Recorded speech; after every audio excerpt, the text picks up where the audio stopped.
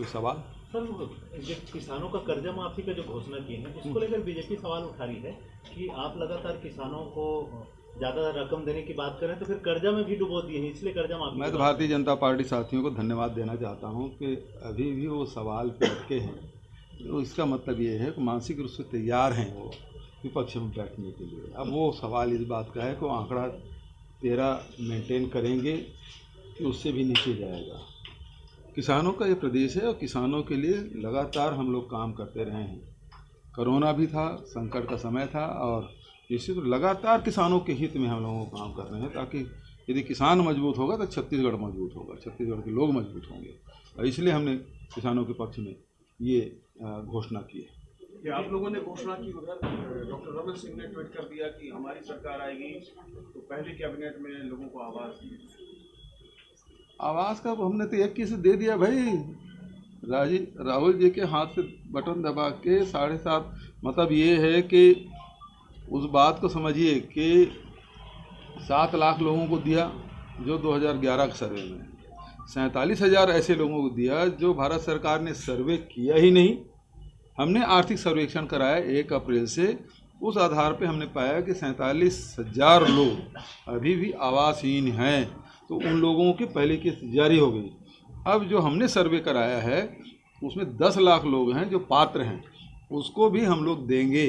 अब रमन सिंह जी किस आधार पे देंगे कि भारत सरकार के जो आर्थिक सर्वेक्षण है वो तो हो नहीं रहा है और न जनगणना हो रहा है, तो जो हमने सर्वे करा है उस आधार पे करेगा। भारत सरकार ने कराया वो तो कंप्लीट हो गया, सबकी राशि चली गई, पहली किस्त इसमें जारी हो गई, 7 लाख बचा था उसका भी जारी कर दिया। अब जो हमने किया वो 47,000 लोगों को किया है, तो कुल मिला के 17.5 लाख लोगों को हम लोग आवाज़ देंगे, प्रियंका जी ने जो घोषणा की है। ये वीडियो वायरल हो रहा है। हाँ जी, एक वीडियो वायरल हो रहा है जिसमें बच्चों से जय श्री राम के नारे लगवाए जा रहे हैं और इनसे पूछा जा रहा है किनको वोट करेंगे, तो उसमें कहा है कि हम बीजेपी को वोट करें। बच्चे लोग, अच्छी बात है। और कोई सवाल? सर, आप लगातार इसी माध्यम से लगातार ध्रुवीकरण की कोशिश कुल मिला के कर रहे हैं। देखो, ये छत्तीसगढ़ माता कौशल्या का प्रदेश है। रमन सिंह या भारतीय जनता पार्टी को 15 साल उसकी याद नहीं आई। पूरी दुनिया में एकमात्र मंदिर है, उसका भी उन्होंने न संवर्धन किया, न संरक्षण किया, न विकास किया, हमारी सरकार ने किया। और राम वनगमन पर्यटन परिपथ में लगातार हम लोग कोरिया जिले में मूर्ति की स्थापना राम जी के रामगढ़ में हमने किया, उसके बाद शिवरी नारायण, फिर जमखुरी, फिर राजिम, चंपारण, सिहावा, सब जगह भगवान राम की मूर्ति स्थापित कर ली। ये लोग राम के नाम से वोट भी मांगते हैं और नोट भी मांगते हैं। राम हम सबके आस्था के केंद्र बिंदु, चाहे वो साकार के मानने वाले हो चाहे निराकार के रूप में मानने वाले, सब मानते हैं राम को। तो राम हमारे आस्था का विषय है, न कि वोट और नोट का विषय है। और हम लोग इस मामले में वोट मांग भी नहीं रहे हैं। हमने इतने एक मंदिर बनाए, कितने बार से वोट मांग रहे हैं, है ना। और वो भी सुप्रीम कोर्ट के आदेश से बन रहा है, उसमें इनका क्या योगदान है?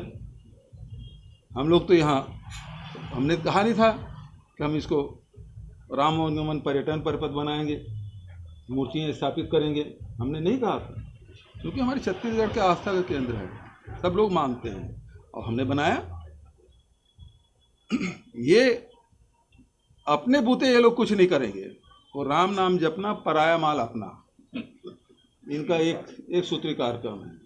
अब पर भरोसा, 3 भरोसा, पर भरोसा भी अब कोई नहीं है।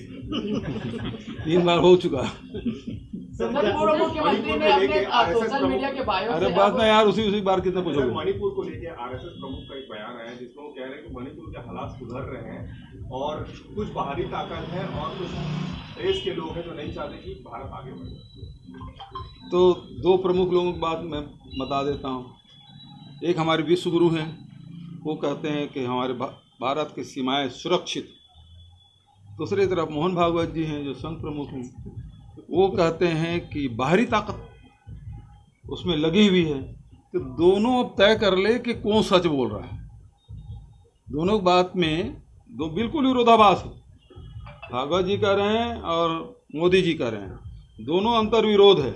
अब कौन सही बोल रहे हैं ये दोनों मिलकर तय कर लें और देश को बताएं कि देश सीमाएं सुरक्षित है, तो फिर बाहरी ताकत आ कैसे गया। और मोहन भागवत जी कह रहे हैं तो गलत नहीं बोल रहे हैं, बाहरी ताकत आई है तो फिर विश्व गुरु जो कह रहे हैं वो गलत है। दोनों विरोधाभास है, तो ये दोनों मिलकर गुमराह मत करे देश को।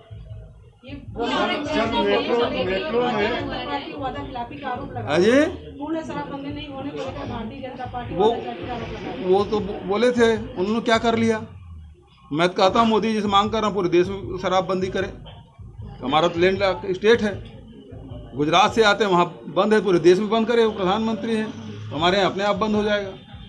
आरक्षण का पेच अभी भी फंसा हुआ है। लगातार आप लोग कितनी बार अपील कर चुके हैं राजभवन में, अभी तक अटके हो। क्या सरकार जब दोबारा बनेगी तो फिर से दोबारा आरक्षण की बात करेंगे? बिल्कुल करेंगे, अभी भी मांग कर रहे हैं और आगे भी करेंगे। अभी रायपुर जो महाधिवेशन हुआ कांग्रेस का, उसके बाद CWC की बैठक हैदराबाद में हुई, वो वहाँ भी ये प्रस्ताव पारित हो कि 50% की जो सीमा है उसे खत्म किया जाएगा।